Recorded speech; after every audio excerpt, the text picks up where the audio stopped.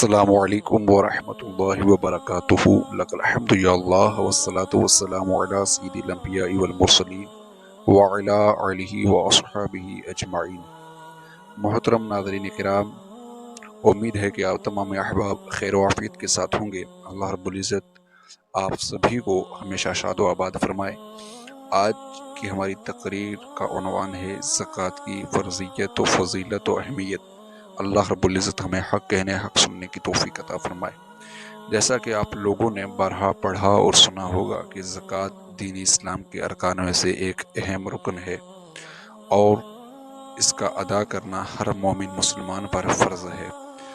آج ہم اس کے کچھ لفظی معنی و مفہوم پہ بھی غور کریں گے، اس کی فضیلت پہ بھی غور کریں گے۔ لفظ زکوٰۃ کا لغوی معنی مفہوم پاکیزگی اور اضافہ ہے، جس سے یہ بات واضح ہو جاتی ہے کہ اگر اس کا پہلے والا معنی یعنی پاکیزگی لیں تو اس کے مطابق عبادت سے انسان کا مال پاک ہوتا ہے، زکوٰۃ ادا کرنے سے انسان کا مال پاک ہو جاتا ہے۔ اسی زکوٰۃ کا دوسرا معنی ہے اضافہ۔ اس کے مطابق اگر بندہ زکوٰۃ ادا کرتا ہے تو پھر نہ صرف وہ اجر و ثواب میں اضافہ ہوتا ہے بلکہ اس کے مال میں بھی اضافہ ہوتا ہے۔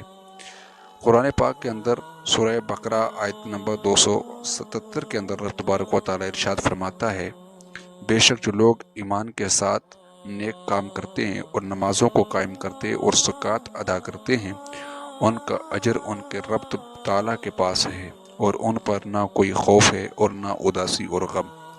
اسی طریقے سے حدیث رسول ہے صلی اللہ علیہ وسلم، آقا ارشاد فرماتے ہیں کہ اسلام کی بنیاد 5 چیزوں پر رکھی گئی ہے، جس میں سے ایک زکوٰۃ کا ادا کرنا ہے، اور جو لوگ زکوٰۃ کے مستحق ہیں ان تک زکوٰۃ پہنچانا ہر مومن مسلمان پر جو صاحب استطاعت ہے اس پر ان تک زکوٰۃ پہنچانا فرض ہے، اور جن کے پاس مال ہے اس کے بعد بھی وہ زکوٰۃ ادا نہیں کرتے تو ان کے متعلق رب تبارک و تعالیٰ قرآن مقدس سورہ توبہ آیت نمبر 34 اور 35 کے اندر اللہ رب العزت ارشاد فرماتا ہے، اور جو لوگ سونے اور چاندی کا خزانہ رکھتے ہیں اور اللہ کی راہ میں خرچ نہیں کرتے انہیں دردناک عذاب کی خبر پہنچا دیجیے، جس دن اس خزانے کو آتش دوزخ میں ٹپایا جائے گا، پھر اس سے ان کی پیشانیاں اور پہلو اور پیٹھیں داغی جائیں گی، اور ان سے کہا جائے گا یہ ہے جسے تم نے اپنے لیے خزانہ بنا رکھا تھا،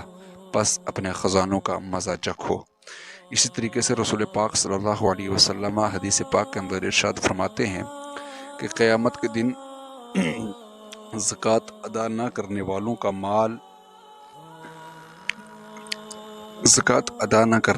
مال اور دولت گنجا سانپ یعنی انتہائی زہریلا بنا کر ان پر مسلط کر دیا جائے گا، جو انہیں مسلسل ڈستا رہے گا اور کہے گا میں تیرا مال ہوں، میں تیرا خزانہ ہوں۔ صحیح بخاری کی حدیث پاک ہے۔ سورہ توبہ آیت نمبر 60 میں اللہ رب العزت نے 8 قسم کے لوگوں کو زکوٰۃ کا مستحق قرار دیا، جن کی مختصر سی تفصیل ہم آپ کے سامنے بیان کریں گے۔ ان میں سے پہلے نمبر پر فقیر آتا ہے۔ فقیر وہ ہے جو محتاج اور ضرورت مند ہو، جس کے پاس درہم و دینار، روپیہ پیسہ، گھر بار، مال و زر نہ ہو اور نہ اس کا کوئی کاروبار ہو، کلاش اور خستہ حال ہو۔ دوسرے نمبر پر رب تبارک و تعالیٰ نے مسکین کو رکھا ہے۔ مسکین وہ ہے جس کے پاس ضروریات زندگی کے لیے ناکافی مال ہو، اور بے شک ایسے شخص کا گھر بار اور کاروبار بھی ہو مگر پھر بھی وہ باوقار زندگی کے لیے ناکافی ہو۔ تیسرے نمبر پہ رب تبارک و تعالیٰ نے عاملین زکوٰۃ یعنی زکوٰۃ کا تیسرا مصرف عاملین زکوٰۃ ہیں، یعنی جو زکوٰۃ کی وصولی اور اس کے حساب کتاب کے ذمہ دار ہیں۔ اور چوتھے نمبر پہ تالیف قلب، ایسے کافر کے لیے رب تبارک و تعالیٰ نے بیان فرمایا ہے، ایسے کافر کو زکوٰۃ میں سے مال دیا جا سکتا ہے جس سے یہ توقع ہو کہ وہ مال لے کر مسلمان ہو جائے گا اور اہل ایمان کے دفاع میں تعاون کرے گا، اور اس کے علاوہ نو مسلم کو بھی اسلام پر پختہ کرنے کے لیے زکوٰۃ میں سے مال دیا جا سکتا ہے۔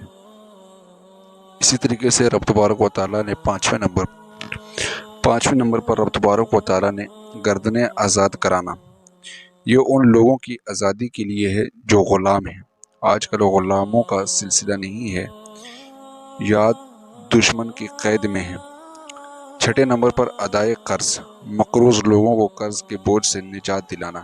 مقروض غریب ہو، فقیر ہو یا بے روزگار، زکوٰۃ کی اس میں مدد اس کا قرض ادا کرنے میں کی جا سکتی ہے۔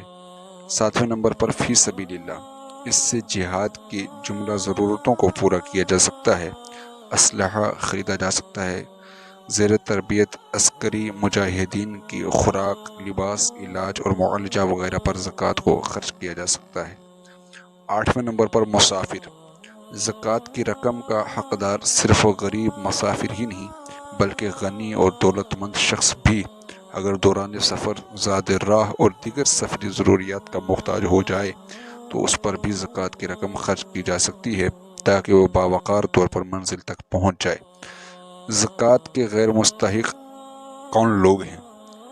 نبی کریم صلی اللہ علیہ وسلم کی آل کے لیے زکوٰۃ حلال نہیں ہے، غیر مسلموں کو زکوٰۃ دینا جائز نہیں ہے۔ اسی طریقے سے غنی اور صحت مند آدمی کو زکوٰۃ بھی نہیں دی جا سکتی ہے، اور والدین، اولاد، بیوی کو زکوٰۃ نہیں دی جا سکتی ہے۔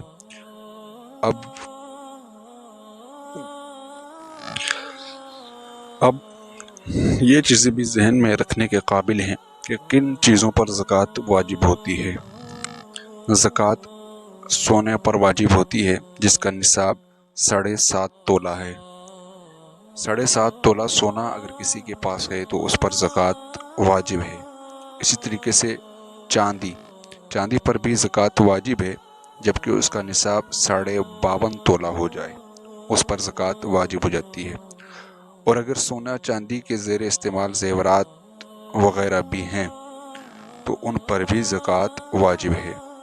تجارت کا مال نصاب 52.5 تولہ چاندی کے برابر ہو جائے تو اس پر بھی زکوٰۃ واجب ہو جاتی ہے۔